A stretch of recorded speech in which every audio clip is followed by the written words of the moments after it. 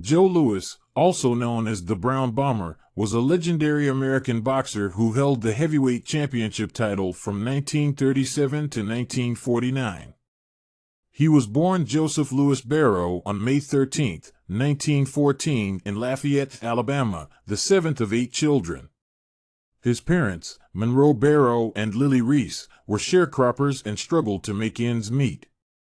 Growing up, Louis was heavily influenced by his mother, who instilled in him a strong sense of discipline and perseverance.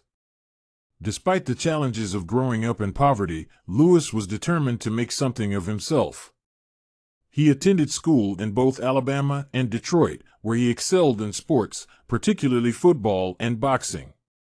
Louis began boxing at the age of 17, training at the Brewster Recreation Center in Detroit. He quickly made a name for himself in the amateur ranks, winning the Detroit Golden Gloves tournament in 1934 and 1935. After turning professional in 1935, he began to gain national attention with a string of knockout victories. In 1937, Louis challenged James J. Braddock for the heavyweight championship of the world. Braddock was considered a heavy underdog, but Louis emerged victorious in a stunning upset, winning the title by unanimous decision. He became the first African American to hold the heavyweight championship since Jack Johnson in 1908. Louis's reign as champion was marked by a series of high-profile fights against some of the biggest names in boxing, including Max Schmeling, Billy Conn, and Ezra Charles. He successfully defended his title a record 25 times, a record that still stands today. Perhaps Louis's most famous fight was against German boxer Max Schmeling in 1936.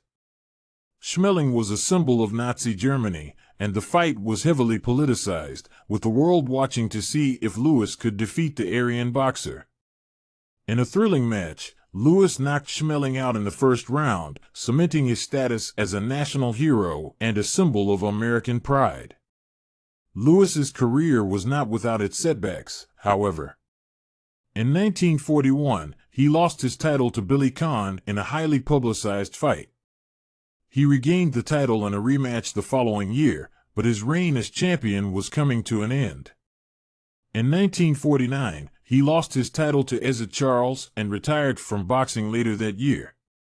After retiring from boxing, Louis struggled financially and with personal issues. He had a difficult time adjusting to life outside the ring and struggled with alcoholism and depression. He also had to contend with the IRS, as he had not properly managed his finances during his career. In 1952, Louis made a comeback attempt, but it was short-lived, as he lost his first fight in a shocking upset. He retired from boxing for good and struggled financially for the rest of his life. Despite his financial troubles, Louis remained a beloved figure in American sports and was honored with numerous awards and accolades throughout his life. Louis died on April 12, 1981, at the age of 66, from a heart attack. He was buried in Arlington National Cemetery, the only boxer to be given this honor.